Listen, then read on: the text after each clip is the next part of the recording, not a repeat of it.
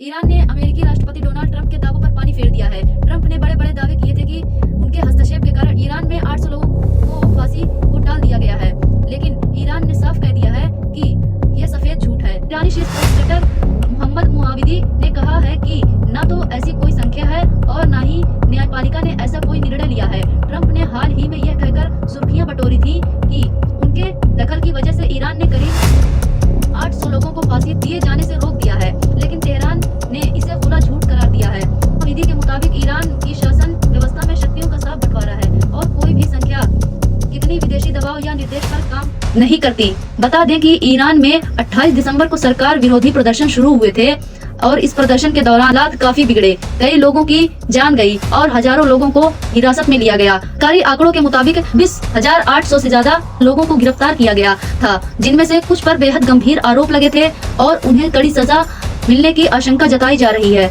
इसी माहौल को लेकर ट्रंप ने अपने दावे किए, जिन्हें अब ईरान ने सिरे से खारिज कर दिया है। इसी बीच मध्य पूर्व से जुड़ी एक और बड़ी और चिंताजनक खबर सामने आई है। अमेरिका ने इस इलाके में अपनी सैन्य मौजूदगी और मजबूत कर दी है। अमेरिकी नौसेना का विशाल विमान और वाहक पोत USS Abraham Lincoln Persian gulf की दिशा में पहुंच चुका है। इससे कयास लगाए जा रहे हैं कि अमेरिका ईरान के खिलाफ किसी बड़े सैन्य कदम की तैयारी में है। और हालांकि जानकारी का कहना है कि ईरान पर सीधा हमला करना अमेरिका के लिए उतना आसान नहीं है जितना बाहर से दिखता है। बताया जा रहा है कि इसी मुश्किल को देखते हुए अमेरिका किसी अरब देश की जमीन का इस्तेमाल करना चाहता है। चौंकाने वाली बात तो यह है कि देशों में पहले से अमेरिकी सैन्य ठिकाने मौजूद हैं। उन्हीं देशों ने जैसे सऊदी अरब और कतर उन्हें साफ खुलकर कह दिया है कि उनकी धरती ईरान के खिलाफ किसी हमले के लिए इस्तेमाल नहीं की जाएगी।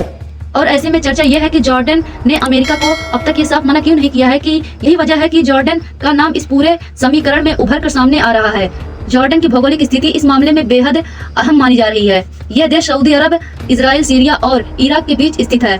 जॉर्डन के राजा अब्दुल्ला द्वितीय को अमेरिका और इजराइल का करीबी माना जाता है। अगर अमेरिका ने जॉर्डन से ईरान पर हमला किया तो उसका सबसे बड़ा खामियाजा जॉर्डन को भुगतना पड़ सकता है। ऐसी स्थिति में ईरान जॉर्डन को सीधा निशाना बना सकता है और मिसाइल हमलों की बारिश हो सकती है। एक उदाहरण हाल ही का भी दिया जा रहा है। जून 2025 में हुए ईरान इजराइल जंग के दौरान जॉर्डन ने बड़ी संख्या में उन ईरानी मिसाइलों को रास्ते में ही रोक दिया था जो इजराइल की ओर दागी जा रही थी।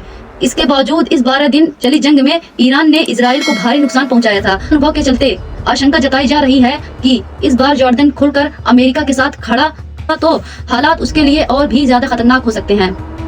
जानकारों का मानना है कि चाहे अमेरिका कितना भी कोशिश कर ले, ईरान को चारों तरफ से घेर कर काबू में करना बेहद मुश्किल है। रूस और चीन जैसे ताकतवर देश अब भी ईरान के साथ खड़े हैं और उसे आधुनिक हथियार और तकनीक मुहैया करा रहे हैं। अमेरिका इस असहयोग को रोक पाने में अब तक नाकाम रहा है।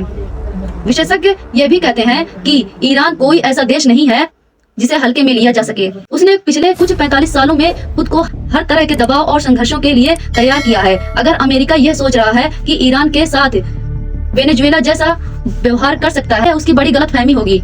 इसी समझ के चलते सऊदी अरब और कतर जैसे देशों ने हिम्मत दिखाते हुए अमेरिका से दूरी बनाए रखने का फैसला किया है। हालांकि क्योंकि ये जानते हैं कि ईरान के खिलाफ खुलकर खड़े होने का अंजाम कितना खतरनाक साबित हो सकता है। आपको ये जानकारी कैसे लगी, मुझे कमेंट करके जरूर बताइएगा।